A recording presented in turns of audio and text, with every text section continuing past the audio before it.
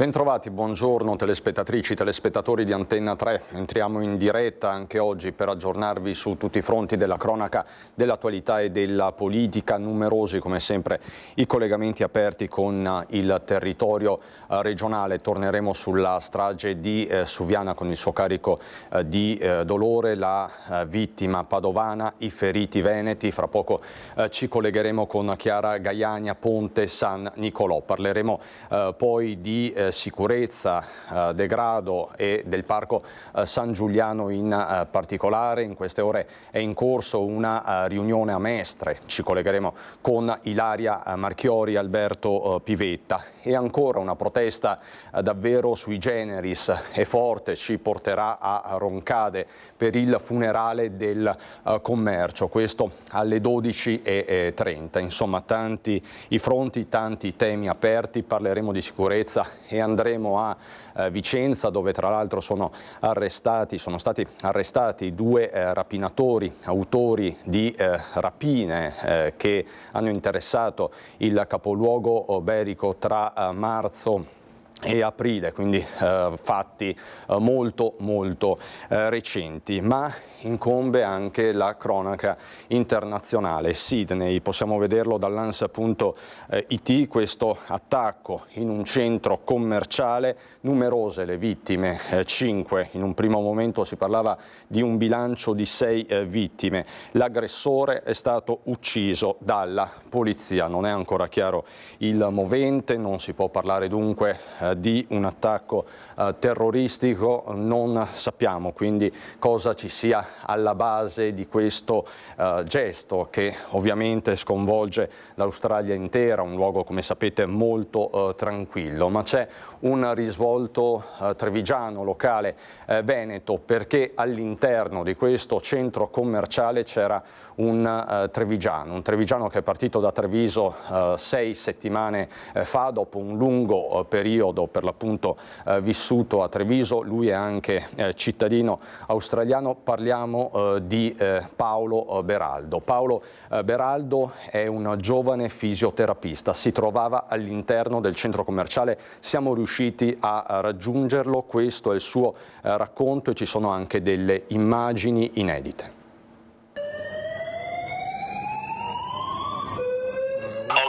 Inizialmente non ci siamo resi conto di quello che stava succedendo. Io stavo camminando giù dalle scale mobili quando ho visto che stavano chiudendo alcuni negozi e delle persone stavano correndo. In quel punto ho guardato in su perché ero al piano più sotto e ho visto gli addetti alla sicurezza che erano un po' in ansia, che continuavano a fare chiamate.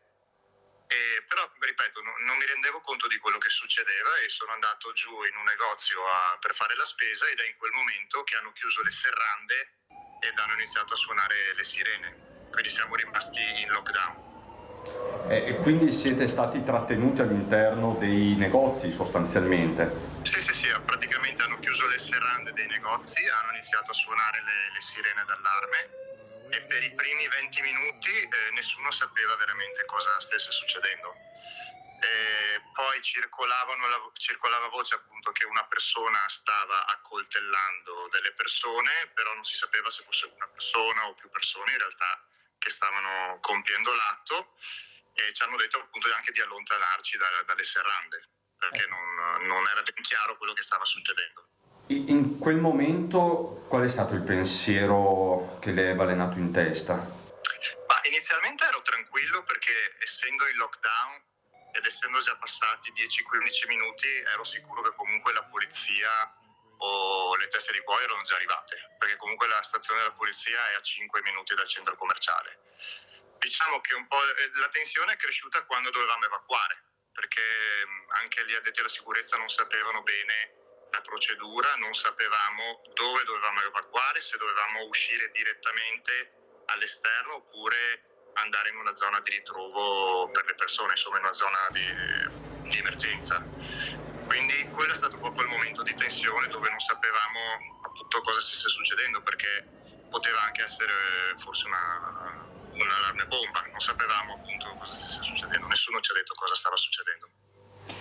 Senta Beraldo, quindi ci sono stati questi attimi di tensione. Lei ha sentito degli spari, ha sentito qualcosa? No, io non ho sentito niente, ho solo sentito delle urla, però non abbiamo sentito né spari né niente. In realtà, da quello appunto che ho capito, poi l'attentato è avvenuto in un'ala che è approssimativamente 50 metri da dove ero io. Quindi sono due ale ed è successo nell'altra ala. Però appunto le urla erano più di persone che stavano correndo, perché non tutti sono riusciti a entrare nei negozi, alcune persone sono proprio scappate dal centro commerciale correndo. Questa è la testimonianza di Paolo Beraldo, lo avete sentito, si trovava a poche decine di metri dalla strage in questo centro commerciale di Sydney. Ovviamente torneremo per tutti gli aggiornamenti nel corso delle nostre edizioni. Vi do un aggiornamento di cronaca, rimaniamo nella Marca trevigiana, vi mostro questa foto. Parliamo di controlli preventivi d'intesa con i dirigenti scolastici che sono in corso in queste ore, in questi giorni, presso varie scuole di Treviso a cura dell'Arma Territoriale, anche con il supporto del nucleo carabinieri cinofili di Stanza Torreglia. Stamattina sono stati accolti dalla dirigente Anna Durigon i carabinieri che hanno fatto accesso quindi all'Istituto di Istruzione Superiore Palladio.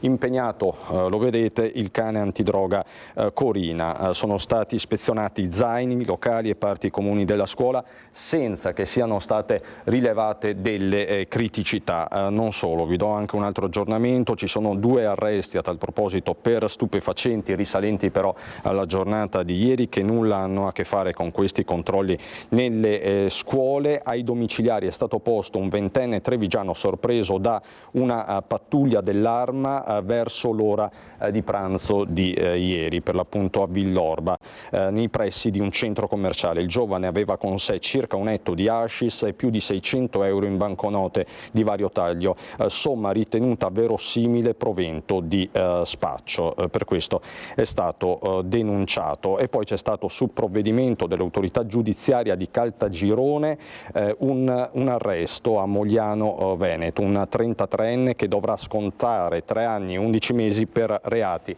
in materia di stupefacenti. Questi dunque gli aggiornamenti di cronaca dal Trevigiano, ma dalla regia mi dicono che è pronta. Eccola la nostra Chiara Gaiani con Francesco Ratai da Ponte San Nicolò. Parliamo della tragedia di Suviana con tutto il suo carico di dolore. Ci sono dei feriti, come sapete, veneti e una vittima, ma ci aggiorna su tutto Chiara. Buongiorno.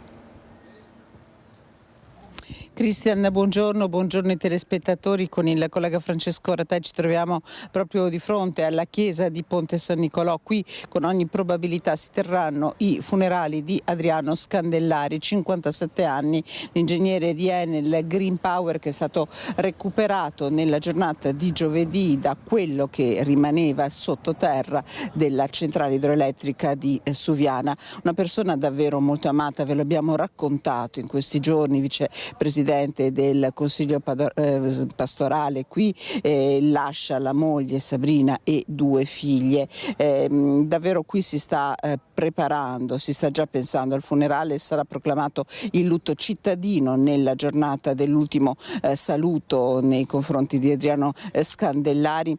La data però è ancora incerta. Le salme, 7 le vittime della tragedia avvenuta nel Bolognese sono a disposizione dell'autorità giudiziaria.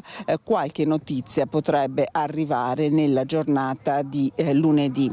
Un funerale che sarà semplice, però questo per volere di Adriano Scandellari, una persona davvero molto umile, molto semplice, che soleva dire non esistono persone A e non esistono persone di serie B, quindi proprio nel rispetto di quella che era la sua volontà sarà la celebrazione religiosa del suo funerale, un funerale che appunto ricordo probabilmente si terrà qui. Dicevi prima che il Veneto sta pagando davvero uno scotto molto alto in questa tragedia, ci sono altri 2 veneti coinvolti, persone che sono rimaste ferite, tecnici molto esperti e molto qualificati. Stefano Bellabona, ingegnere di Noventa Padovana, è ricoverato all'ospedale di Parma con ustioni sul 50% del corpo. Le sue condizioni restano stazionari. Questo è l'aggiornamento che abbiamo avuto dal sindaco di Noventa Padovana, Marcello Bano, che sta facendo proprio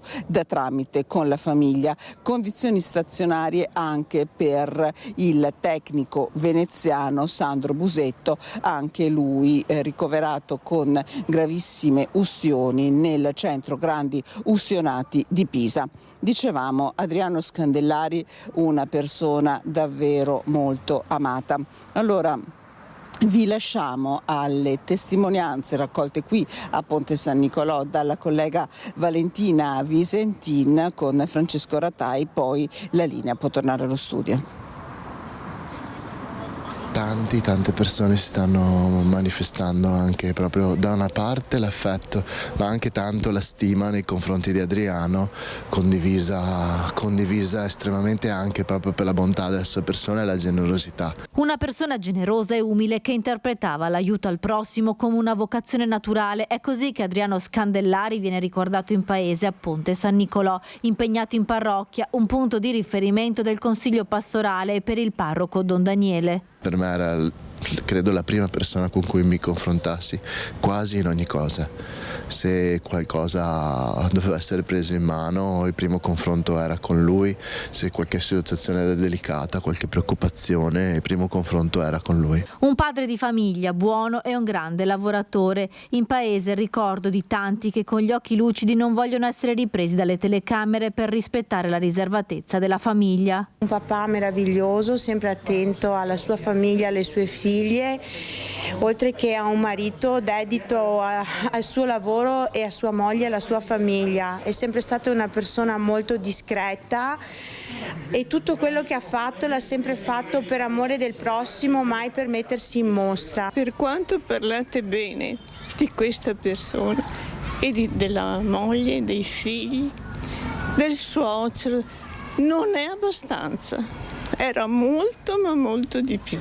Basta, non ho altro, ho detto tutto. Tante le preghiere per Adriano, per sua moglie e le figlie in questi giorni, prima di speranza mista preoccupazione e poi di dolore infinito. Un dolore per questa comunità. Grande, veramente, perché era una persona molto attiva, sempre qua in parrocchia, con il Grest, i ragazzi, molto attiva. Purtroppo accade il brutto per chi rimane, per le sue figlie che si trovano senza un padre e una moglie che dovrà dare un futuro a queste ragazze da sola, senza un marito. È triste e doloroso. Questa è la reazione di un'intera comunità e poi ci sono le indagini, possiamo vedere da Open, esplosione alla centrale di Suviana, il testimone un rumore strano, poi lo scoppio, ho gridato via tutti fuori. È una testimonianza che oggi potete vedere, potete leggere in numerosi giornali, in numerose testate nazionali. Emanuele Santi di Enel Green Power, una macchina fuori giri, non si fermava più, il responsabile dei lavori mai toccato l'alternatore, il cortocircuito e le ipotesi sul tavolo. Noi adesso andiamo a Mestre con la nostra Ilaria Marchiori che si trova appunto con Alberto Pivetta per la parte tecnica. Vi dicevo, il Parco San Giuliano sotto i riflettori, giù le mani, di fatto potremmo sintetizzare così, cara Ilaria, dal Parco San Giuliano. Che cosa succede? Vedo con te anche Andrea Ferrazzi. Buongiorno Ilaria. Sì, buongiorno anche a te Cristian, buongiorno ai nostri telespettatori. Proprio come hai detto tu, questa è una battaglia che sta andando avanti già da molto tempo, con una raccolta di migliaia di firme proprio per dire no alla cementificazione al Parco San Giuliano, proprio giù le mani dal parco. Si sta svolgendo proprio in questo momento un convegno qui al Centro Culturale Candiani per illustrare quelli che sono, quella che è la progettualità del Comune che prevede appunto alcune parti di cementificazione in questa che è un'area verde proprio nel cuore di Mestre, per illustrare appunto ai cittadini che cosa sta succedendo e battersi per dire no. È presente a questo convegno anche appunto Andrea Ferrazzi. Ferrazzi, lei che si occupa di ambiente, di ecologia, ha voluto essere qui per un motivo specifico.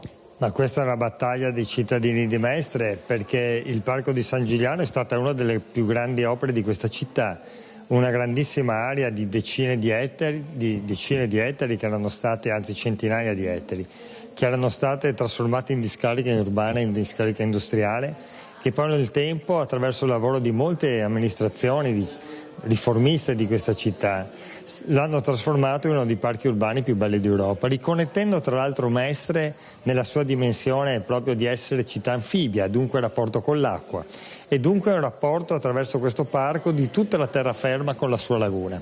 Un'opera eccezionale che ha trasformato, è stata un'opera davvero di rigenerazione urbana tra le più importanti a livello europeo. Ora si sta facendo una battaglia in questa città perché questa amministrazione sta facendo dei passi indietro. Questa amministrazione sta pensando che tutta la parte di collegamento proprio con l'acqua venga trasformata in attività stabile dal punto di vista artigianale ma anche commerciale, e soprattutto in area termina per auto. Sono previsti parcheggi per 1800 auto, sono previsti parcheggi per 45.000 metri quadrati, cioè 10 campi di calcio, in un'area che è l'area più verde, più trasformativa della nostra città, in un momento in cui il mondo intero sta lavorando sulla transizione ecologica come fonte di riqualificazione urbana, come fonte di qualità dell'aria contro l'inquinamento, ma anche come trasformazione economica, perché la transizione ecologica è una fonte di crescita economica straordinaria. Ecco, questa città si oppone nei confronti della cementificazione in corso e chiede a questa amministrazione di tornare al vecchio progetto. Anche perché appunto Mestre poi in particolare ha bisogno di aree verdi. Ma assolutamente, Mestre ha bisogno di aree verdi, è stato fatto un grande lavoro nel corso di decenni, per esempio con la piantumazione degli alberi, con la costruzione attorno alla città, una parte anche dentro la città di appunto boschi urbani. Certamente c'è bisogno di spazi verdi, certamente c'è bisogno di riqualificazione dell'aria, c'è bisogno di abbattimento delle emissioni, c'è bisogno di politiche di adattamento oltre a quelle della mitigazione, e questo è un progetto che riassume esattamente tutto questo. Il progettista, l'architetto che appunto ha studiato questo progetto alcuni anni fa, ci ha raccontato adesso in diretta che il progetto dell'amministrazione comunale sarebbe il colpo mortale al progetto di riqualificazione. Ecco, io credo che questo non sia accettabile per il bene della nostra città. Ecco, infatti ha esordito perché ha collegato tramite Skype dicendo proprio questo, ed è una frase obiettivamente forte e importante, soprattutto per chi deve recepire questo messaggio. Ringrazio Andrea Ferrazzi qui da Mestre e restituisco la linea allo studio. Ilaria, ti ringrazio, grazie a te Alberto Pivetta e Andrea Ferrazzi. Abbiamo ben capito che la protesta continua. Io vi do un aggiornamento sull'attacco a Sydney in un centro commerciale. Le vittime sono 6, ucciso dalla polizia l'aggressore, come avete sentito all'inizio di questa prima edizione, a pochi passi, a poche decine di metri da questa strage c'era un trevigiano. Ve lo farò risentire nel corso di questa edizione perché è una testimonianza davvero importante. E noi apriamo il capitolo sempre tragico degli incidenti sul lavoro. Ieri l'ennesima tragedia nel padovano a Bagnoli di Sopra. Stava lavorando il suo terreno a Bagnoli di Sopra Augusto Formentin, 66 anni, quando per cause da accertare, forse una manovra errata, il trattore sul quale stava operando si è ribaltato nel canale di Scolo lungo la carreggiata della strada provinciale 5. A dare l'allarme sono stati i familiari che, non avendolo visto rientrare per pranzo, si sono preoccupati e hanno iniziato a cercarlo trovandolo privo di vita.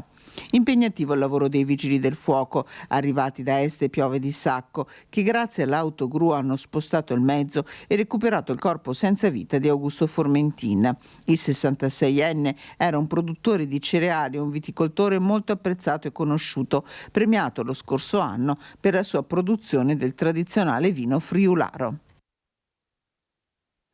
Dicevamo l'ennesima tragedia, ma il fenomeno degli incidenti sul lavoro, come sapete, è estremamente radicato in Veneto, nella Marca in Trevigiano, nella Marca trevigiana appunto in particolare. Ieri l'operazione dei carabinieri del nucleo tutela lavoro. In contemporanea in tribunale a Treviso nuovi risvolti per l'incidente letale del novembre scorso a Pieve di Soligo, dove a perdere la vita era stata una donna di 26 anni.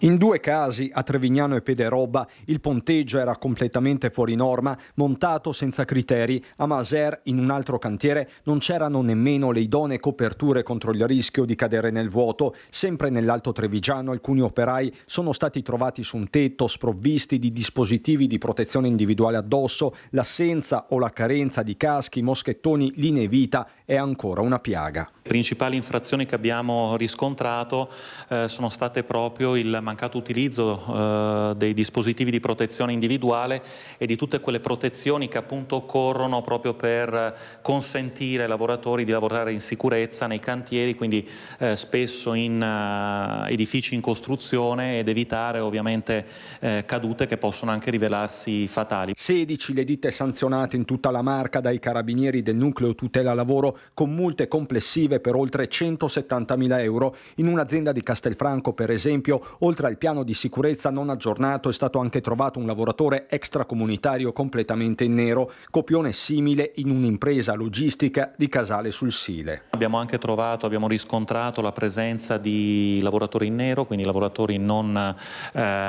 regolari. È bene dire che queste attività comportano poi una sospensione nell'attività delle aziende sino al ripristino proprio di quelle condizioni di sicurezza che consentono ai lavoratori di appunto lavorare e operare nel rispetto delle norme. Ed è proprio sul rispetto delle regole e sul corretto funzionamento di un macchinario che verte il procedimento a carico dei titolari dell'azienda di Pieve di Soligo, dove nel novembre scorso è morta Nila Grisciai, la 26enne di Miane caporeparto, rimasta schiacciata da un'imballatrice. Agli atti è stato acquisito un videoshock con gli ultimi istanti di vita della giovane. Si deve capire se sia stato un guasto meccanico o un errore umano. Il macchinario intanto è stato dissequestrato. Sicurezza sul lavoro che più in generale resta un fronte caldissimo. In una provincia come la nostra, che a livello economico si pone ai vertici in ambito nazionale, è giusto e corretto ovviamente che questi controlli vengano fatti proprio per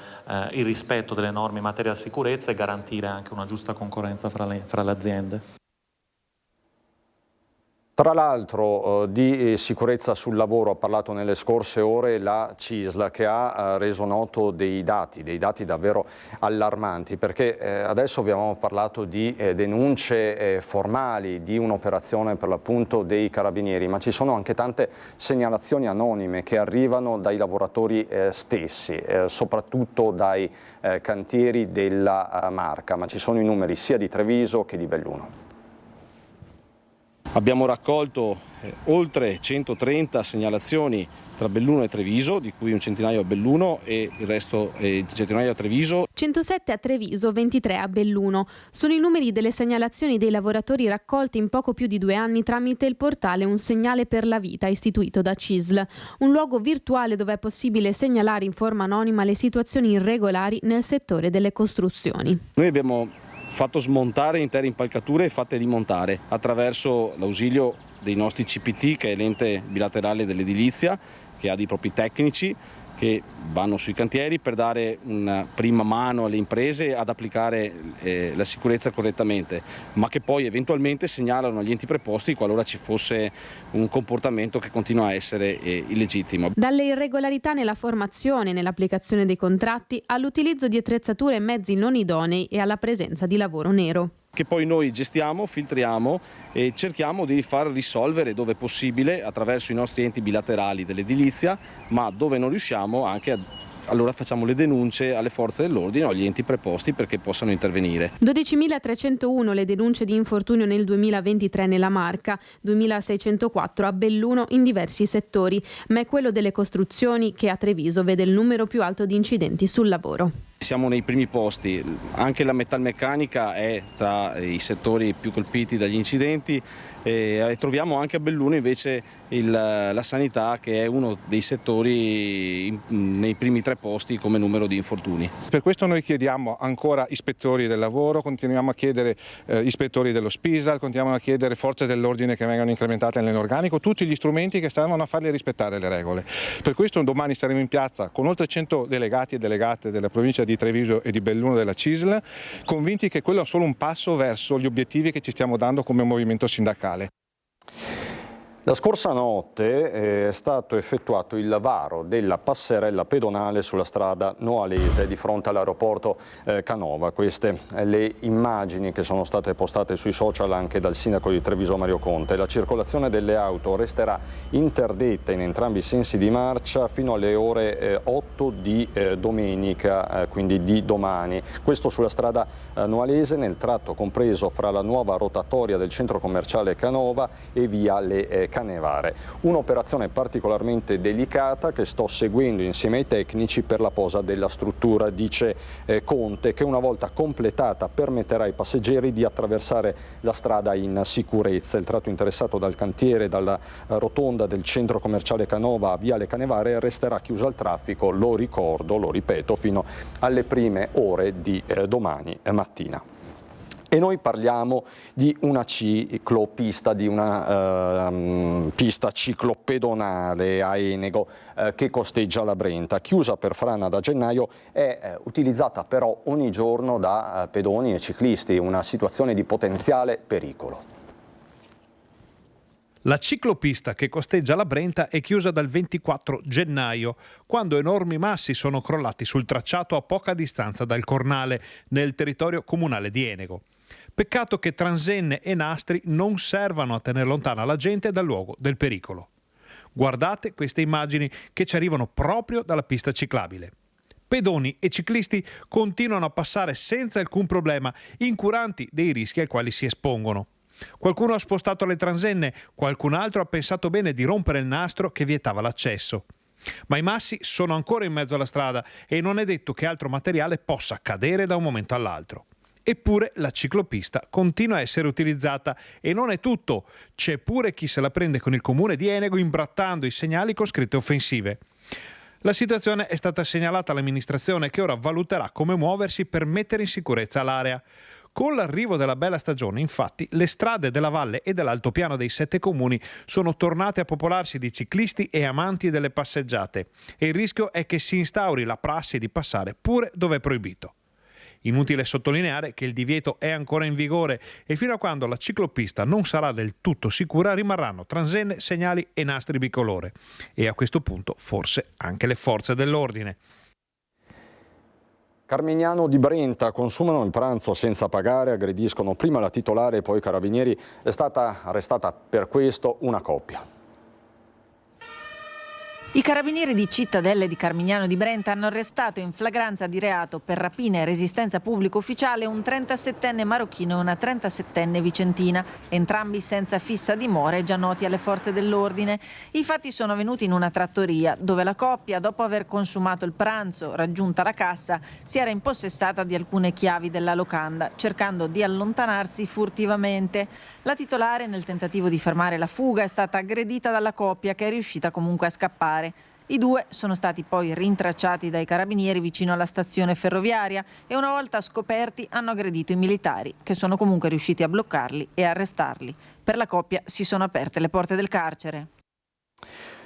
Rimaniamo nel Padovano per una lite in condominio a Masanzago, minaccia i vicini con il macete, intervengono i carabinieri e denunciano un 33enne. Ha minacciato i vicini di casa con un macete ed è stato denunciato dai carabinieri di Cittadella per minaccia aggravata. Si tratta di un 33enne di origini romene. I fatti sono avvenuti in un condominio di Massanzago quando alcuni condomini hanno chiesto l'intervento al 112 a seguito di un'animata lite, dicendo di essere stati minacciati da un vicino armato di macete. L'equipaggio intervenuto ha accertato che la lite, riconducibile a dissidi di vicinato, era conclusa. L'uomo protagonista della minaccia è stato identificato e gli è stato sequestrato il macete lungo 50 centimetri. Per l'uomo è scattata la denuncia per minaccia aggravata. Dopo la condanna per maltrattamenti in famiglia è stato espulso dal questore di Padova un indiano di 40 anni. Era uscito da pochi giorni dal carcere dopo una condanna per maltrattamenti in famiglia, ma subito era tornato a minacciare la moglie e i figli minorenni, il 40enne di origine indiana, espulso dall'Italia con provvedimento del questore di Padova e accompagnato al centro di permanenza per i rimpatri di Gradisca di Sonzo. Entrato in Italia nel 2011, dal 2018 il 40enne era titolare di un regolare permesso di soggiorno, adesso revocato per ragioni di pericolosità sociale. Una prima condanna per maltrattamenti in famiglia era arrivata nel 2016. Nel 2018 era seguita una seconda condanna per violenza sessuale ai danni della moglie. Nel 2020 il 40enne era stato prima allontanato dai luoghi frequentati dalla famiglia, finendo in carcere a marzo 2022. Scarcerato il 7 aprile scorso, dopo 3 giorni era tornato a casa dalla moglie che subito ha richiesto l'intervento delle forze dell'ordine. A proposito di violenza di genere, il Comune di Padova ha ricevuto un finanziamento statale di 200.000 euro dal governo in 2 anni per l'aiuto alle donne vittime di violenza. I fondi sono destinati a un progetto per il potenziamento della rete territoriale antiviolenza della provincia di Padova e la presa in carico integrata delle donne coinvolte in situazioni di violenza dei loro figli e delle loro figlie. Il progetto lavorerà in 2 direzioni. La prima riguarda il potenziamento del protocollo di rete per il contrasto alla violenza contro le donne. La seconda riguarda l'attivazione di iniziative innovative e sperimentali in risposta a specifici bisogni delle donne. Questa dunque la novità che arriva da Padova in materia di contrasto alla violenza sulle donne. E noi adesso andiamo a Vicenza, sempre per parlare di pubblica sicurezza, di ordine pubblico. Come sapete Vicenza è interessata soprattutto nell'ultimo periodo da una serie di rapine. Ebbene, ci sono dei risultati importanti da parte della polizia. Ci sono 2 uomini arrestati, ma ci racconta tutto dal capoluogo berico Carlo Inghilleri. Avevano seminato il panico a Vicenza, oggi arriva la risposta delle forze dell'ordine che chiudono le indagini attorno a 2 rapinatori seriali, un nigeriano e un senegalese. Sono 4 i colpi che gli vengono attribuiti in città negli ultimi mesi, in particolare davanti a questo sportello bancomat in Viale Verona sarebbero state messe a segno 2 delle 4 rapine che avrebbero commesso questi 2 immigrati che sono stati poi trovati, intercettati in un caseggiato abbandonato sotto al cavalcavia di Ferretto de Ferretti, che è poco distante da qui. Oggi il questore ha commentato con queste parole che vi proponiamo l'arresto dei 2 rapinatori seriali. Abbiamo chiuso il cerchio, devo dire, su una serie di fatti criminosi gravi che hanno interessato la città di Vicenza e credo che al di là dei 4 episodi accertati e che sono stati considerati espressamente dall'ordinanza di custodia cautelare dell'autorità giudiziaria, ci siano altri episodi degli ultimi periodi, degli ultimi mesi, sui quali lo stesso Ufficio Prevenzione Generale sta lavorando in maniera molto puntuale per la ricostruzione. È stata una risposta molto importante perché poi credo che restituisca anche quella consapevolezza nel cittadino che anche di fronte alla commissione di reati comunque le forze di polizia ci sono sul territorio e danno delle risposte concrete. È chiaro, bisogna attendere qualche giorno, qualche mese a volte, ma le risposte arrivano. A Vicenza ritorneremo fra poco per parlare anche di aggressioni in carcere, ma sempre a proposito di rapina ce n'è stata una particolarmente violenta mercoledì pomeriggio a Treviso in viale Monfenera, ai danni, lo ricorderete, di un tabaccaio che è stato malmenato e minacciato da 2 delinquenti. Ebbene, anche qui ci sono delle importanti novità e sono positive.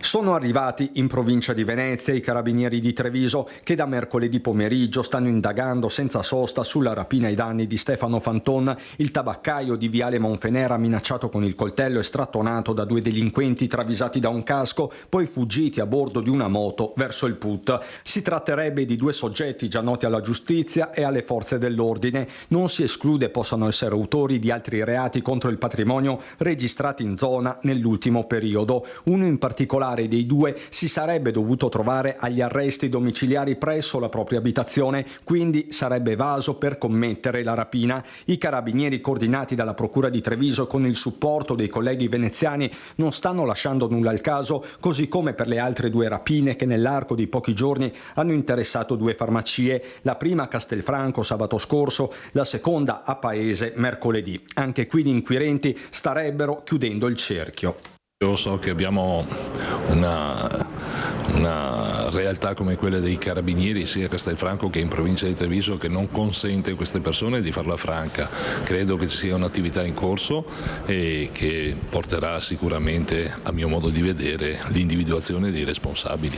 A setaccio le telecamere della Castellana, nella città del Giorgione in particolare. Il percorso investigativo a Castelfranco può essere agevolato dal sistema di videosorveglianza che oggi conta già 100 telecamere.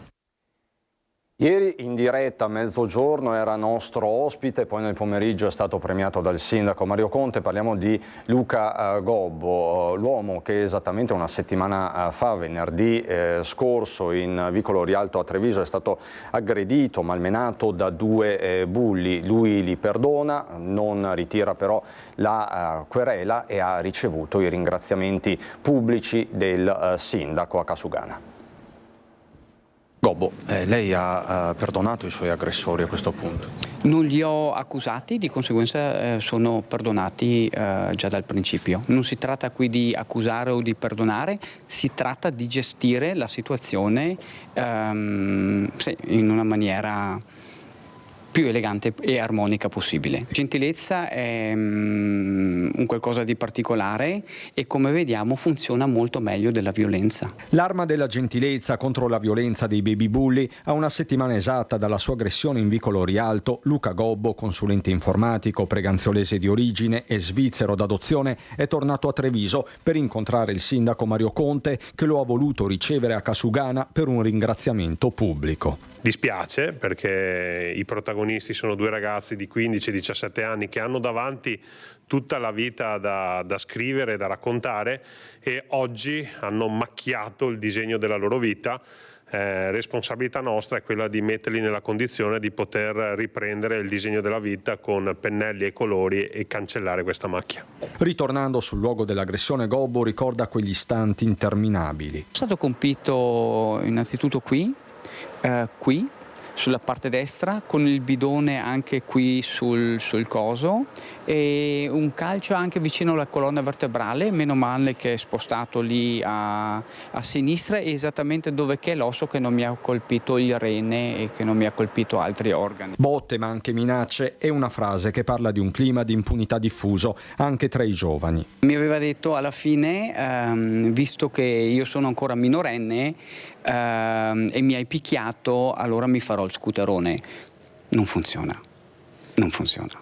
A Treviso intanto è stata spostata da Piazza dei Signori a Piazza Borsa l'iconica giostrina, l'indicazione della sovrintendenza, ma non sfugge che la nuova location è nel quadrante più caldo per risse e aggregazioni. Una buona soluzione che magari contribuisce a portare lì famiglie, a portare lì vita, e magari anche è un deterrente per quei ragazzi che di fronte ai bambini magari evitano di assumere comportamenti sbagliati. Anche questo potrebbe essere una sperimentazione di soluzione.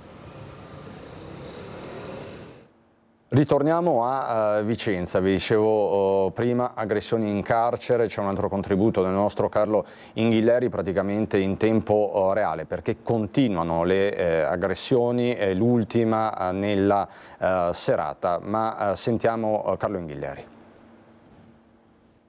Carcere San Pio X di Vicenza, 4 aggressioni da parte dei detenuti ai danni di agenti di polizia penitenziaria, tutto nel giro di poche ore. Leonardo Angiulli, segretario nazionale dell'Unione Sindacati di Polizia Penitenziaria, ci spiega che cosa è successo in queste ultime ore? Sì, un detenuto di difficile adattamento ha subito in prima battuta colpito 2 agenti ferendoli gravemente, con prognosi importanti anche che hanno raggiunto i 20 giorni iniziali. E seguiranno sicuramente altre dinamiche, diciamo, sulla vicenda.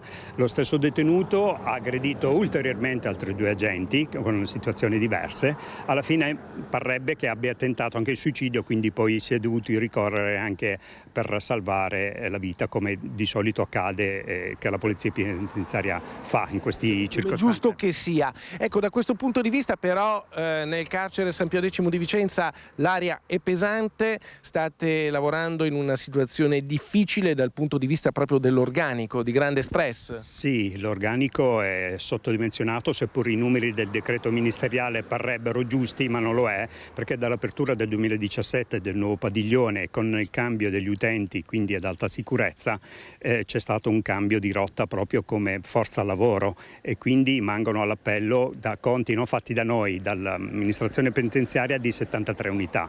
A questo aggiungiamo tutte le difficoltà, gli incidenti che accadono con le aggressioni. Ad oggi sono ben 12 aggressioni che sicuramente perde forza lavoro per ragioni di infortunio sul lavoro. 12 aggressioni ai danni di agenti di polizia penitenziaria dall'inizio dell'anno in questi primi mesi del 2024. Sono davvero tante, per questo i sindacati hanno decretato lo stato di agitazione della polizia penitenziaria? Sì, è stato dichiarato lo stato di agitazione proprio per le difficoltà oggettive che il personale vive, quindi stress lavoro correlato, turni massacranti e forze lavoro con accorpamenti di servizio che non di certo rientrano nella logica del contratto collettivo nazionale, ma ancora di più far arrivare detenuti da altre parti per il cosiddetto svuotacarceri. Ecco, da questo punto di vista, l'abbiamo già lanciato in passato, lo facciamo anche in questa occasione, l'idea di un osservatorio delle carceri, proprio perché ci sia un ente predisposto a osservare quali sono le criticità e poi a porre anche dei rimedi, trovare delle soluzioni. Riteniamo che sia estremamente necessario che ciò avvenga, proprio perché la parte politica si prenda conto di quello e renda conto di persona di quello che accade. Così dunque a Vicenza, aggressioni in carcere, un fenomeno che non conosce tregua. E noi adesso siamo pronti a raccontarvi di un'altra protesta di tutt'altro tenore, quella dei commercianti a Roncade, dove sta andando in scena, se non sbaglio Francesca Bozza, il funerale del commercio. Francesca. Siamo in diretta. Sì, buongiorno Cristian, buongiorno ai telespettatori, buongiorno da parte mia, da parte di Francesca Pezzo con le sue immagini subito su questa fascia. Hai detto bene Cristian, oggi è il funerale dei negozi, delle attività commerciali di Roncade. Possiamo dire che è la seconda fase della protesta, la prima l'avevamo ripresa in tempo reale per la nuova pista ciclabile che di fatto, lamentano gli esercenti, porta via un gran numero di parcheggi che venivano utilizzati proprio dai clienti di questi negozi. Insieme a me uno dei tanti commercianti, poi sentiremo anche altre voci strada facendo per vedere anche i cartelli che hanno appeso all'esterno delle attività commerciali. Signor Silvano, lei è titolare di questa ortofrutta. Sì. Si parlano di perdite importanti anche in pochi giorni. Ci sono perdite importanti, sì, perché la gente qui non riesce ad arrivare, deve parcheggiare distante. Nel caso mio la merce pesa, bisogna portarla distante e quindi c'è gente che ha problemi motori e via dicendo che si lamentano. Non è una cosa nostra, noi come commercianti ci lamentiamo, però è proprio la gente che si lamenta, che dice ma cosa hanno fatto? Questa è la domanda. Calcolando che se facciamo riferimento alla grossa distribuzione, dove dove fanno le rotonde e i parcheggi per farli andare nei loro esercizi, a noi invece ci allontanano la gente, loro la portano a casa e noi la allontaniamo. Ha stimato le perdite, signor Silvano? Penso attorno a un 30% sicuramente, questa settimana qua subito d'impatto così, quindi io mi lamento assieme ai miei colleghi qua, tutti ci lamentiamo, non sappiamo a che pro e che senso ha questo tipo di sviluppo che hanno fatto. E allora magari ci spostiamo, chiedo gentilmente anche agli altri esercenti di seguirci, solo per farvi vedere, ecco qui, vedete anche qui la fascia a simboleggiare proprio questo funerale degli esercizi commerciali, e chiedo a Francesca di inquadrare uno dei tanti cartelli, ieri il Covid, oggi le ciclabili, domani, ed è il Covid che viene menzionato anche in altri cartelli che vedremo un po' più avanti, perché sappiamo quanto gli esercizi commerciali abbiano pagato, le restrizioni legate alla pandemia, poi la ripresa, poi di nuovo la crisi anche legata alle tensioni internazionali, quindi con un'inflazione alle stelle. Ringrazio il sindaco e la sua giunta per le sue scelte, incassi meno 25%, dice questa tabaccheria, il titolare è proprio qui con noi, insomma. Buongiorno. Che parla Bruno. da solo. Sì, ho fatto dei conteggi a breve, da lunedì al giovedì ho visto, in quanto i tabacchi sono scaricati elettronicamente, un ammanco di un 25%. Mi sono venuti a mancare le persone di passaggio che da Quarto d'Altino piuttosto che da San Cipriano si portano sul posto di lavoro e quindi non si sono più fermati, e la realtà è questa, insomma. Questo che sviluppa poi nell'economia di un'attività commerciale che, lo ricordiamo perché lei lo ha scritto, ha pagato il prezzo del Covid, di tutte le tensioni, dell'inflazione. Sì, praticamente i costi aumentano continuamente, i ricavi si abbassano, lavoriamo per un minimo di guadagno insufficiente, insomma, siamo a livelli insufficienti e non so come vada a finire, insomma. Anche il valore del negozio si declassa perché il valore del negozio è calcolato sul volume delle vendite di tabacchi e quindi un 25% è una diminuzione della mia attività quando andrò a rivenderla, se non sarà anche superiore. Ecco, proseguiamo, abbiamo qui un'altra commerciante, se ci vuole raggiungere, lei ha un negozio un po' più avanti, quindi di fronte al comune, quindi possiamo dire all'inizio o alla fine della pista ciclabile, dipende da dove la si vede, e per lei qual è la situazione? Per me è tragica, perché comunque io ho un negozio di articoli per bambini e quindi ho a che fare con tante mamme, quindi tante carrozzine, tanti bambini per mano e tante nonne, e la problematica è tanta. Quello che ho detto sempre, a me come esercente, come commerciante è bello vedere la vetrina libera, non avere parcheggi davanti, ma io non mangio col bello, io mangio col cliente che deve entrare, deve avere la possibilità di poter ovviamente fare delle spese e portarsele via. E quando si lamentano più di 1, 2, 3 che mi telefonano e mi dicono: Catiuscia, volevo passare ma ho fatto 3 giri, non trovo parcheggio, vengo un altro giorno. Viene un altro giorno? Andrà a fare spesa da un'altra parte? Quindi è questa la problematica che abbiamo, la gente non si porta le buste, io ho tanti giochi montessoriani in legno anche pesanti, non si porta comunque la cucina in legno che mi pesa 10 kg con un bambino in carrozzino e un altro per mano, la nonna non si fa 300-400 metri a piedi comunque da potersi portare anche soltanto una bustina comunque che sia con una tutina per un bambino, non lo fanno, quindi diamo la possibilità a chi vuole passeggiare di passeggiare, chi vuole parcheggiare al Despare e farsi 500 metri a piedi di poterselo fare, ma diamo anche la possibilità a chi non può o non vuole, ok, di poter avere la comodità di avere comunque un parcheggio vicino al negozio dove deve entrare. A me hanno addirittura tolto più di 4-5 parcheggi, perché io ne avevo 2 davanti al mio negozio, 3 ne avevo a fianchi e 4-5 dall'altra parte. Ne hanno messo soltanto 3 dall'altra parte e basta. Io quello che ho detto anche l'altro giorno al sindaco, col senno di poi, io sono 3 anni che comunque ho questa realtà qui a Roncade, non so se avrei preso questo negozio. Se io avessi saputo che comunque davanti al mio negozio non ci fossero stati la possibilità di dare il servizio alla gente di parcheggiare, forse non avrei aperto Roncade. Quindi non portatemi in condizione di chiudere un'attività che sta andando molto bene. Ecco, qualcun altro che ci vuole parlare, il problema è proprio che pesa sulle vostre casse a fine giornata? Beh certo, noi abbiamo un negozio in piazza, però vediamo che i parcheggi sono sempre meno perché la gente gira e vanno via, cioè vediamo che manca lavoro, insomma gli incassi sono diminuiti anche da noi. Noi proseguiamo, Francesca, lentamente perché sta andando in retromarcia. Ringrazio Francesca Pezzo.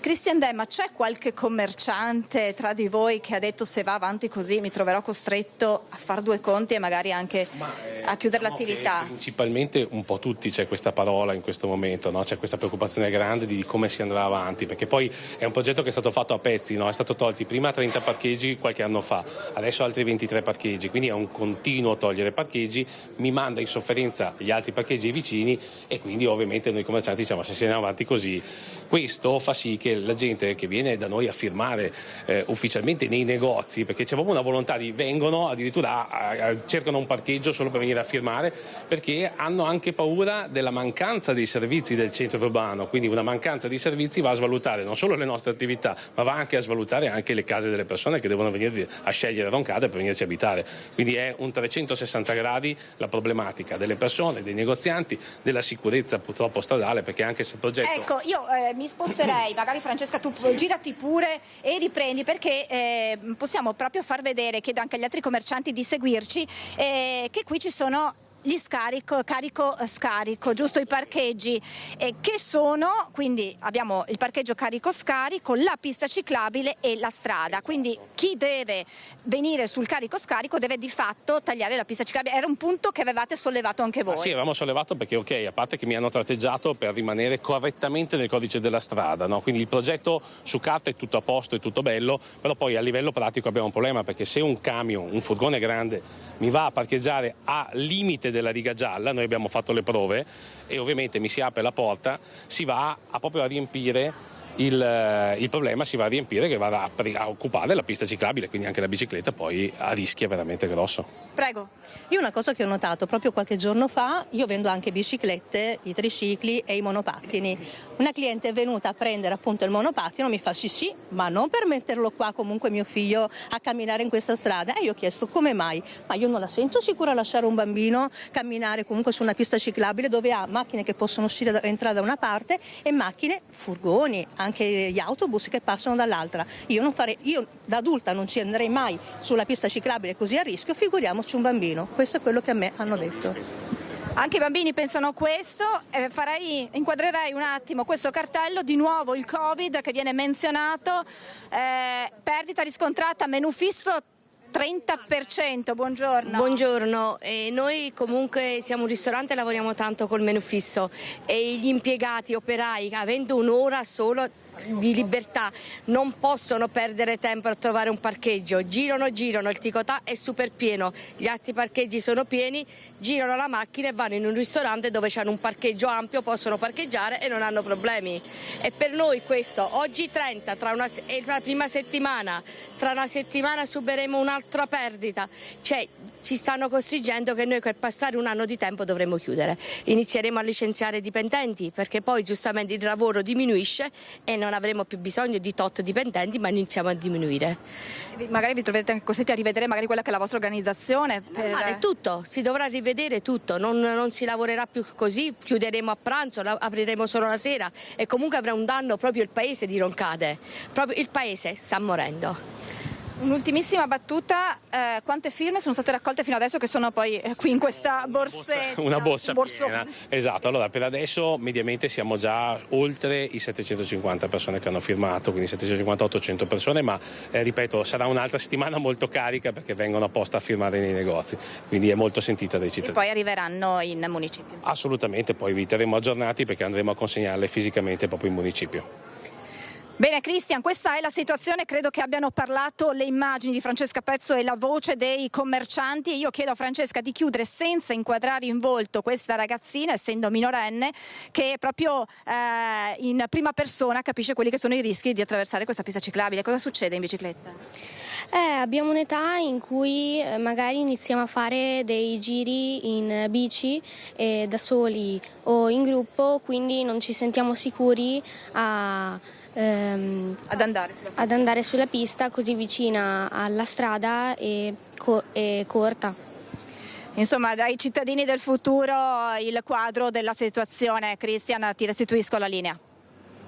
Grazie Francesca Bozza, grazie a Francesca Pezzo per la parte tecnica e grazie ovviamente a tutti gli ospiti e commercianti. Come avete visto e sentito, i toni sono davvero esasperati in via Roma a Roncade. Adesso la palla passa nuovamente all'amministrazione comunale. Facciamo così, un minuto davvero di pubblicità, poi ritorniamo sull'inferno di Sydney vissuto da un trevigiano e parleremo di tanto altro. Abbiamo anche altri collegamenti dal nord-est. A fra poco.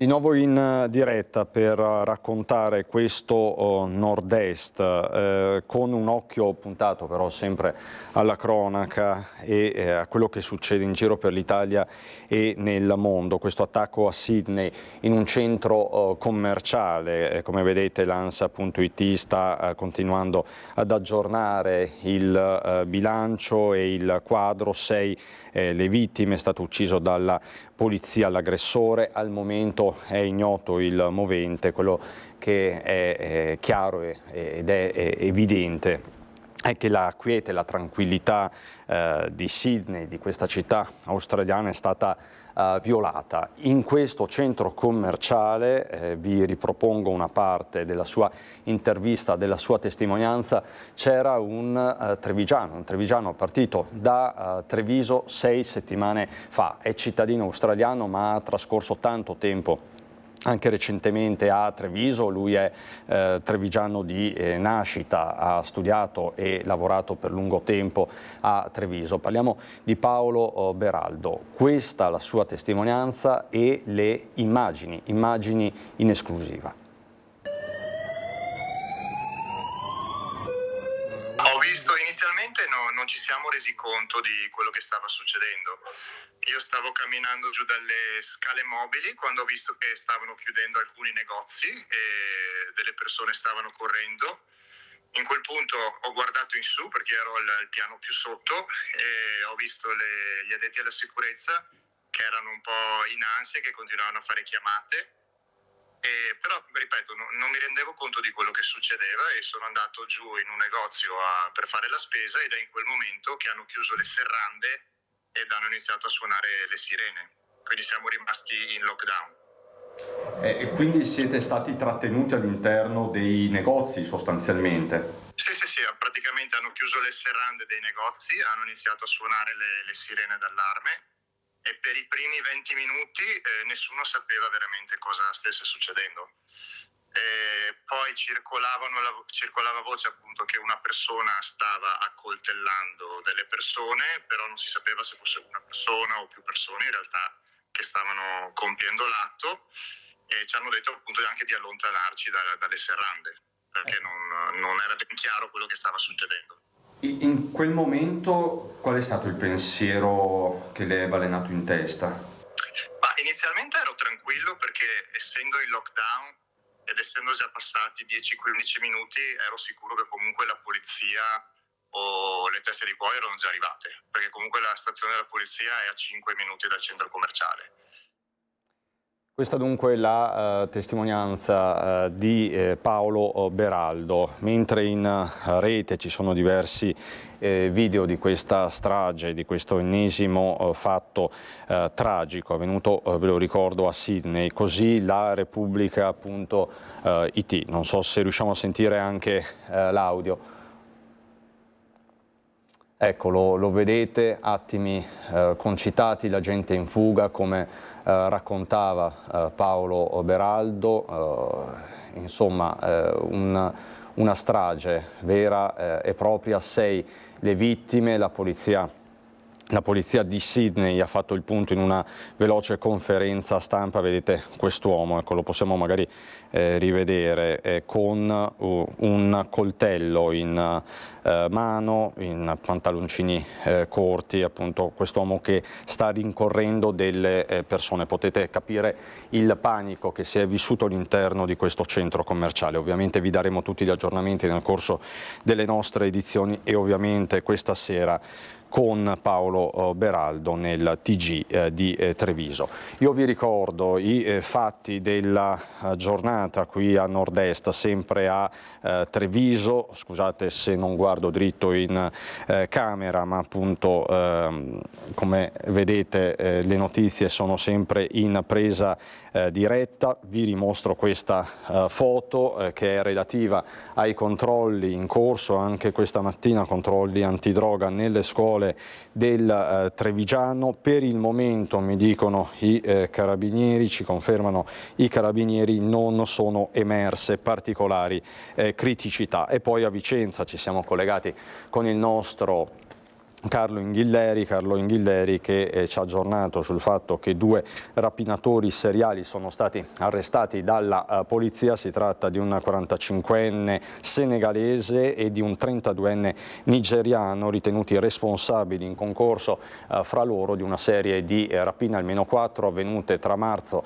e aprile nel capoluogo berico. E poi ci siamo ovviamente collegati con Ponte San Nicolò, che piange la vittima veneta nella strage di Suviana. Tra l'altro torneremo a parlare della strage di Suviana fra circa un quarto d'ora, perché ci collegheremo sempre con Padova, con Chiara Gaiani, con Arturo Lorenzoni che è sì speaker dell'opposizione in Consiglio regionale, ma soprattutto nelle vesti di docente di economia dell'energia all'Università di Padova. Lorenzoni che conosce la centrale di Suviana, quindi faremo delle considerazioni anche con il professor Lorenzoni. Io do il benvenuto qui in studio, mi ha raggiunto Matteo Orlando che è referente della cellula Luca Coscioni per la provincia di Treviso. Buongiorno Orlando. Buongiorno. Questa mattina la cellula Luca Coscioni si è ritrovata dove a Treviso? Sì, a Porta, fuori Porta San Tommaso. Fuori Porta San Tommaso per una raccolta firme. In che cosa consiste questa raccolta firme? Sì, allora ci siamo trovati innanzitutto per promuovere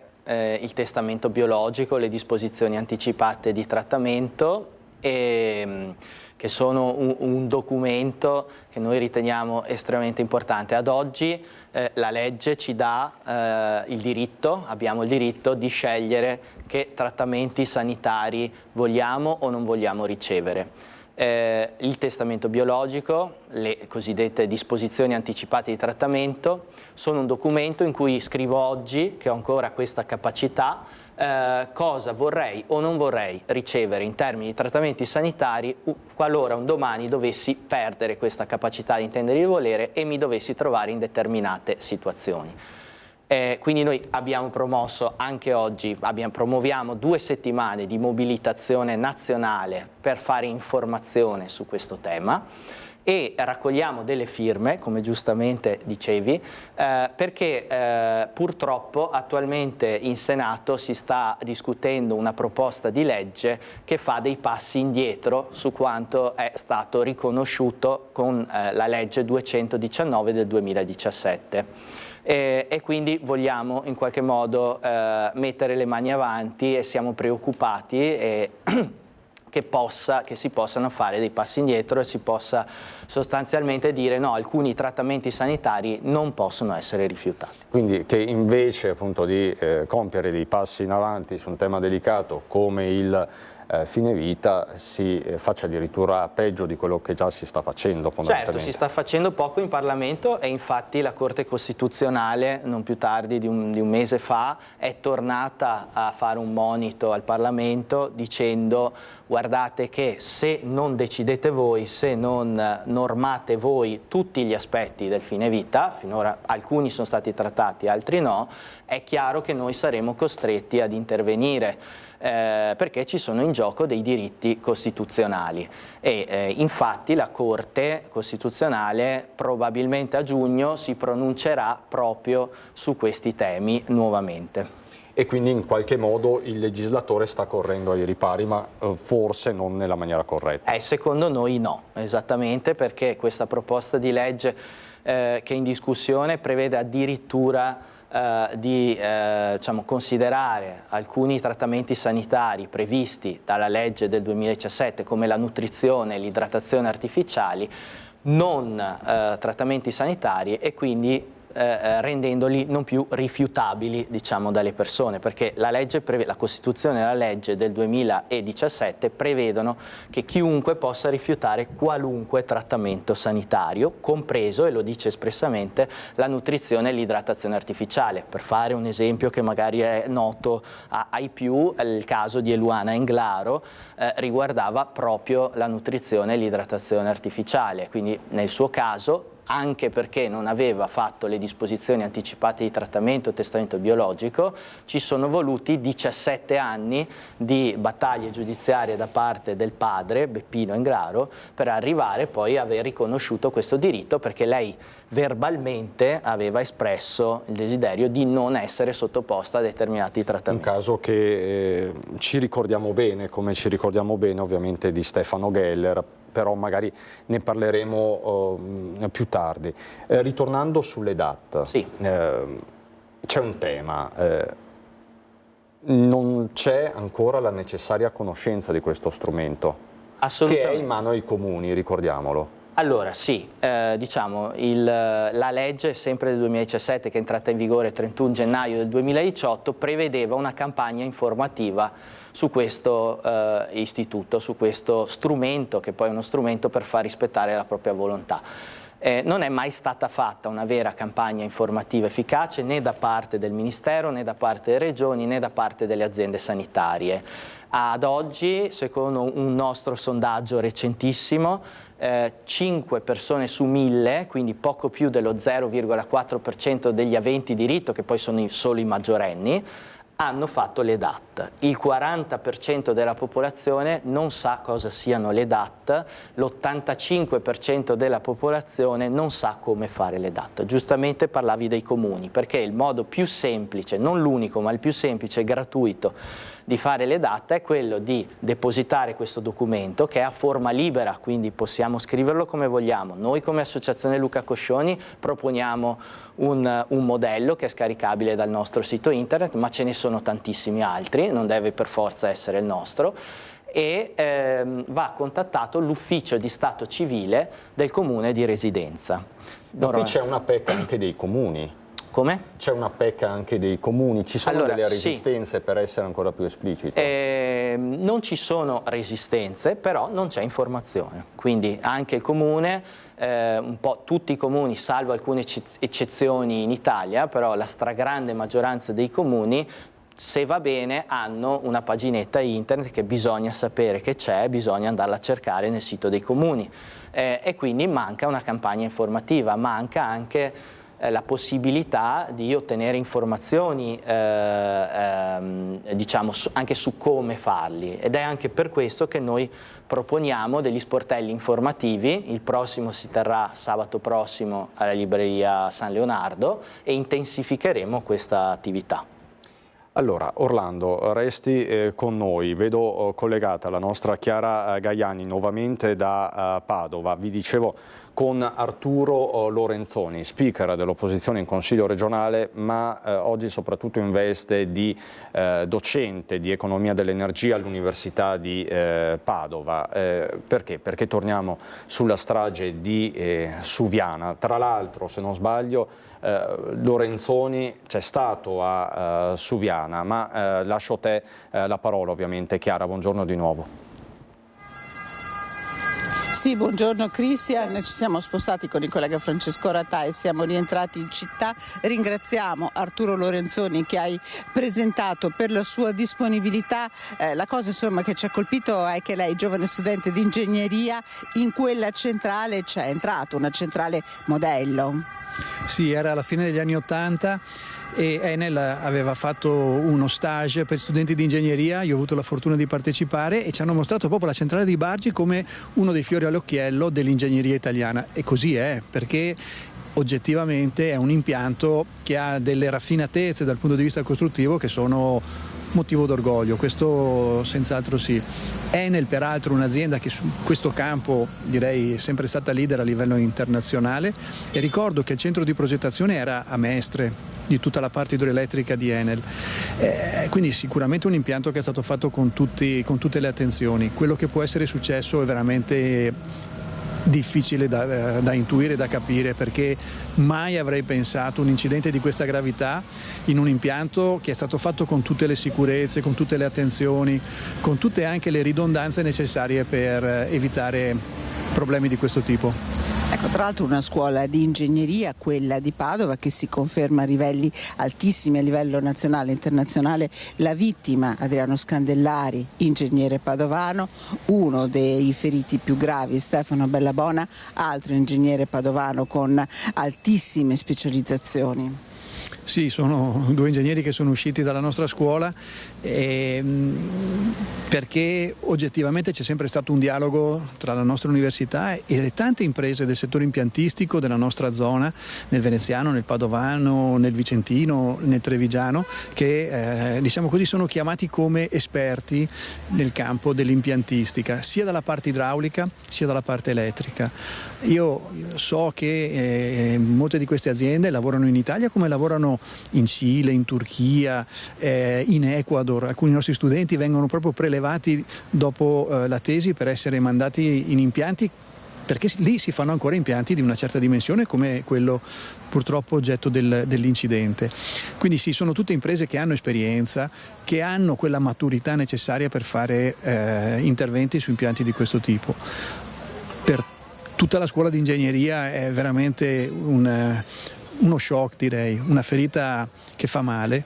Siamo vicini alla famiglia di Adriano Scandellari, anche alla famiglia di Bellabona. Io conosco il fratello perché appunto ingegnere elettrico, quindi c'è stata l'occasione in qualche caso di collaborare. Mi auguro che l'evoluzione per Bellabona sia di migliorare rapidamente, e per la famiglia di Scandellari veramente quello che si potrà fare, io credo che per l'università ci sia tutta la disponibilità ad appoggiare la famiglia. Lei parlava prima di uno shock, un incidente di questo tipo in una centrale, diceva si parla insomma di sicurezza sul lavoro, ma queste erano persone molto esperte, tecnici molto specializzati. Mi diceva anche prima che però il momento del collaudo resta una fase delicatissima. Sì, indubbiamente il momento di collaudo è quando la macchina viene utilizzata in delle condizioni limite, se vogliamo. Quindi io non conosco cosa sia successo e quindi non posso fare delle ipotesi, però indubbiamente è un momento delicato. La presenza di così tanti ingegneri, di così tanti tecnici di esperienza, alcuni erano addirittura andati a dare una mano pur essendo in pensione per mettere a disposizione la loro esperienza. Ecco, è un momento delicato, è un momento in cui servono tutte le attenzioni. Sono sicuro che tutte le attenzioni sono state tenute. Quello che è accaduto con l'enormità di quello scoppio, di quella turbina che ha distrutto il solaio, quindi vuol dire una forza veramente devastante. Io veramente faccio fatica a immaginare. Non so quali lavorazioni fossero state fatte, era 6 mesi che la centrale era ferma, probabilmente erano stati fatti degli interventi importanti. Io mi auguro che nei prossimi giorni, dall'analisi tecnica del materiale che hanno rinvenuto i vigili del fuoco, si possa capire qualcosa di più, anche per dare una logica a qualcosa che oggi non ha logica. Ecco, un'ultima domanda. È una centrale strategica però per l'Italia questa di Suviana?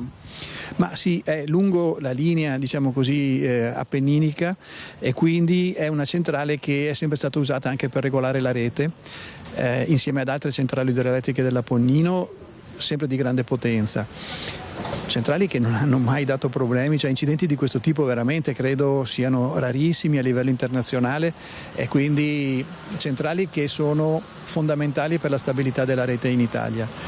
Io ripeto, mi auguro che presto si riesca a capire cosa è successo, sia per dare una risposta alle famiglie, sia per cercare di mettere in atto tutte quelle misure che possono impedire che accada ancora una cosa del genere.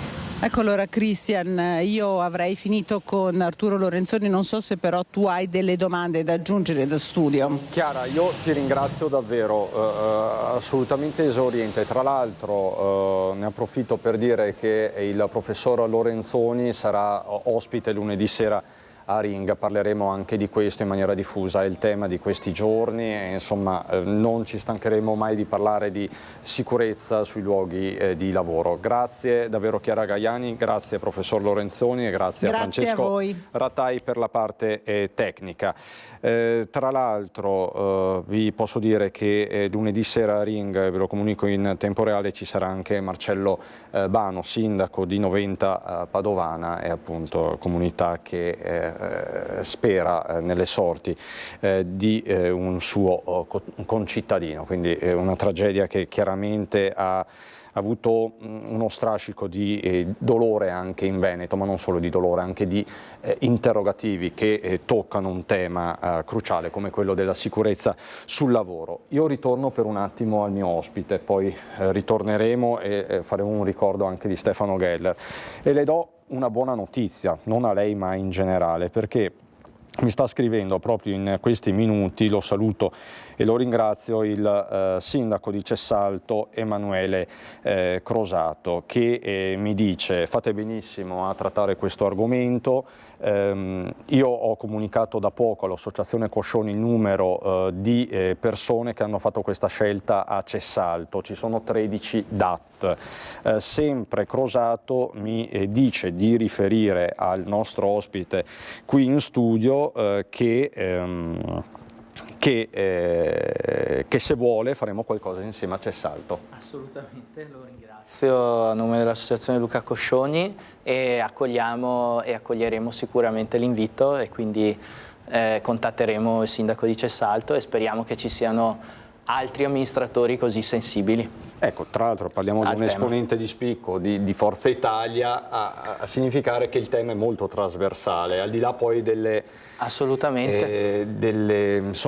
delle posizioni politiche che emergono nelle assemblee, mi riferisco al Consiglio regionale a inizio anno. Certo, no, assolutamente il tema è trasversale e noi ci teniamo a dire che ovviamente non abbiamo posizioni ideologiche, né apparteniamo a uno schieramento ad un altro e come accennavi si è visto proprio in Consiglio regionale, dove comunque siamo riusciti, per quanto riguarda la legge sul fine vita, che mirava a dare tempi e procedure certe per chi ha già i requisiti per accedere alla morte volontaria in base a una sentenza della Corte Costituzionale del 2019, abbiamo cercato di ampliare il campo di consenso politico il più possibile.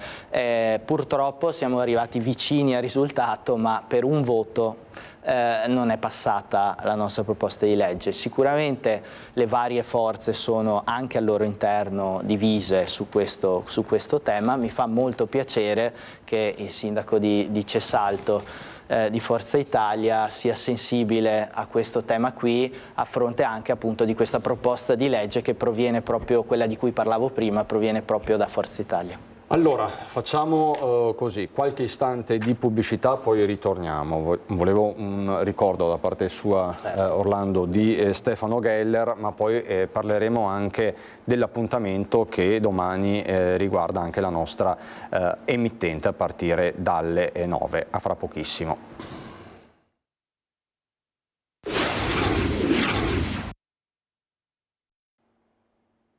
Di nuovo in diretta con Matteo Orlando, referente della cellula Luca Coscioni qui a Treviso. Stiamo parlando di fine vita, però durante la pubblicità Orlando mi diceva: noi non ci occupiamo di morte, ci occupiamo di vita. E c'è un fatto che è successo questa mattina. Sì, noi ci teniamo alla qualità della vita e soprattutto al rispetto della volontà, qualunque essa sia, delle persone. Abbiamo aiutato tra le altre anche una nostra amica, Sara Favaretto, che è una malata di atrofia muscolare spinale, una referente tra l'altro dell'Associazione Veneta e Nazionale dell'Atrofia Muscolare Spinale, e aveva espresso il desiderio, lei che soltanto per pochi secondi da piccola è riuscita a fare qualche passo, poi è sempre rimasta confinata in carrozzina, aveva espresso il desiderio di volare, e quindi un nostro attivista è riuscito questa mattina a organizzare un volo controllato in mongolfiera all'ippodromo di Treviso e purtroppo sono dovuto andare via prima di vederla decollare, ma credo sia stata un'esperienza incredibile per Sara, era al 7° cielo. Ecco, quindi sì, certo. Abbiamo fatto bene a dire questo, a sottolineare questo. E le chiedo un ricordo di Stefano Geller, sì. Orlando. Beh, Stefano per noi è stato un po' una guida qui in Veneto, perché come è stato ricordato dai nostri attivisti vicentini che gli sono stati più vicino e dallo stesso presidente Zaia anche in occasione del funerale che è avvenuto un mesetto e mezzo fa, lui era pieno di vita e la sua battaglia che ha condotto assieme a noi per riconoscere la libertà di scelta nel fine vita che lui aveva ottenuto, ha sempre dimostrato come gli abbia garantito maggiore serenità e voglia di vivere.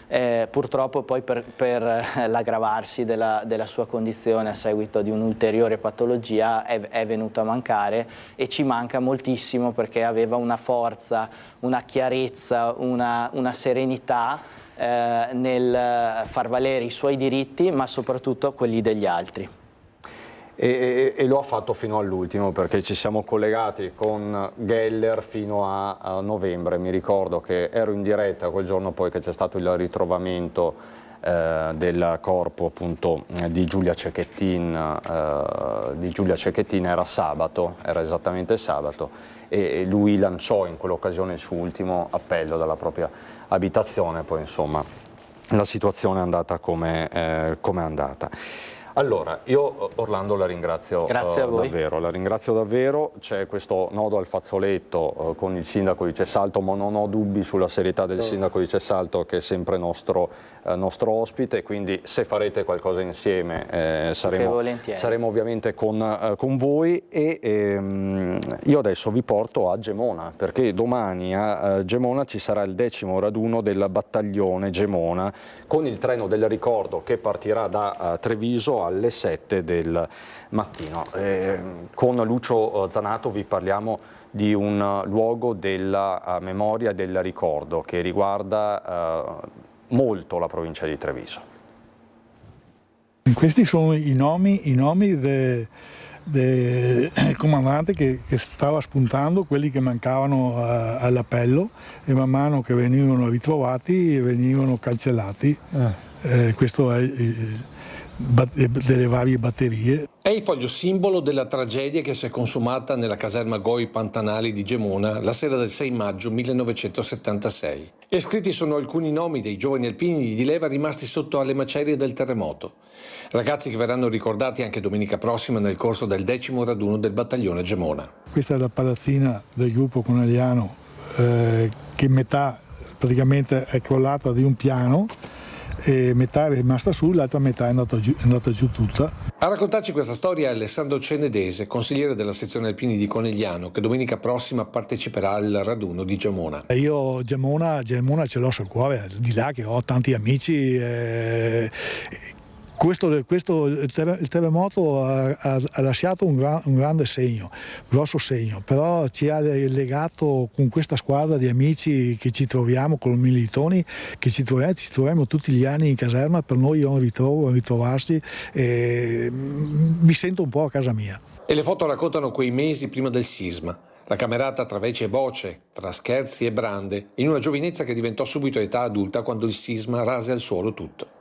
Non ti dico cosa abbiamo visto strada facendo perché tutte le murette di recinzione di sassi di pietra crollate sembravano spianate con la ruspa in mezzo all'asfalto, facevano le zig-zag per poter passare, la gente in mezzo alla strada che chiedeva aiuto e che piangeva e non sapevamo, inerti, non sapevamo cosa fare. È lì che proprio gli alpini misero in campo la loro meglio gioventù. C'era un camion di cisterna da portare acqua ai civili su Gemona non alta perché non si poteva entrare e nessuno sapeva guidare questo camion civile. Io che ero, diciamo che lo facevo per mestiere, mi hanno cercato e sono andato accompagnato dai carabinieri, ho portato su questa cisterna di acqua potabile non ti dico cosa ho visto in quei gente che si strappava i capelli, che piangeva, che urlava,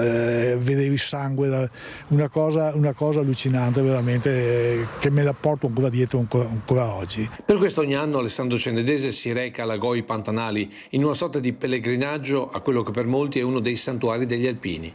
Caserma che domenica verrà raggiunta dal treno del ricordo che partirà da Treviso. È più un ricordo dei 20 anni oppure il dramma che si è vissuto quando si rientra dentro quella caserma? Ma il dramma più che altro, è stato il dramma che ci ha lasciato un grosso segno comunque. Domani quindi a partire dalle 9 il raduno del battaglione Gemona in diretta su Antenna 3. E in attesa del transito del Giro d'Italia 2024 per le strade di Zero Branco, in programma il prossimo 23 maggio con la tappa Fiera di Primiero Padova, la comunità zerotina si prepara con diversi appuntamenti di rilievo. Ieri il primo, dalle 15 alle 20, è stata esposta nella sala consiliare del municipio la bicicletta del campione Gino Bartali. Si tratta della bici che contribuì al salvataggio di 800 persone durante la Seconda Guerra Mondiale tra il settembre 43 e il giugno 44. Nel tubo della bici esposta, quella che vedete, Bartali, percorrendo oltre 180 km al giorno, trasportava documenti falsi per consentire l'espatrio agli ebrei perseguitati dal regime nazifascista. Ci saranno poi altre iniziative a Zero Branco che vi comunicheremo a tempo debito. In ultima battuta vi ricordo un numero, Orlando, se ce lo vuole ricordare lei. Sì, è il servizio che abbiamo istituito a livello nazionale, un servizio telefonico, il numero bianco, da informazioni su tutti i temi riguardanti il fine vita, 06 9931 3409. Grazie Orlando, grazie davvero. Io in ultimissima battuta vi ricordo il film che andrà in onda subito dopo il meteo, è un film cult recente, Mr. Nabhadi. Vi dico la trama perché insomma si lega per certi versi con quello che appunto abbiamo appena affrontato. Nemo Nabhadi conduce con sua moglie Elisa e i loro 3 figli una vita assolutamente normale fin quando un giorno si sveglia all'improvviso nell'anno 2092. Ha 120 anni ed è l'uomo più vecchio del mondo, non solo, è anche l'ultimo mortale perché nel frattempo l'umanità è riuscita a sconfiggere la morte. A questo punto buona visione, noi ci rivediamo in diretta come sempre a partire dalle 18:30. Grazie Renato Capoia in regia con Marco Gagliazzo e Tommaso Migotta. Grazie a tutti voi per la cortese attenzione, buon pomeriggio.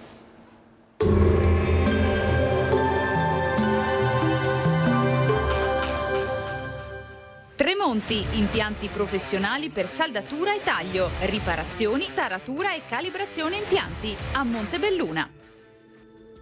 Bentrovati al meteo. Bel tempo con condizioni praticamente estive sul nostro territorio nel weekend, valori termici tipici del mese di giugno. Vediamo il dettaglio di sabato 13 aprile. Sul Veneto tanto sole ovunque, il cielo sarà sereno o al massimo poco nuvoloso, più che altro per temporanee nubi alte.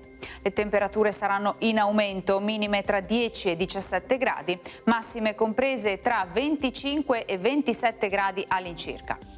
Spostiamoci ora sul Friuli Venezia e Giulia. Anche in questo caso ampio soleggiamento, non sono attese piogge, cielo in prevalenza sereno con locali velature. Temperature minime tra 11 e 14 gradi, massime sui 23-27 gradi. Infine diamo uno sguardo alla situazione del Trentino Alto Adige, dove si prevede anche in questo caso tempo soleggiato con qualche nube alta in transito. Temperature minime sui 12 gradi, massime intorno ai 27-28 gradi. Dal meteo di Antenna 3 è tutto. Arrivederci.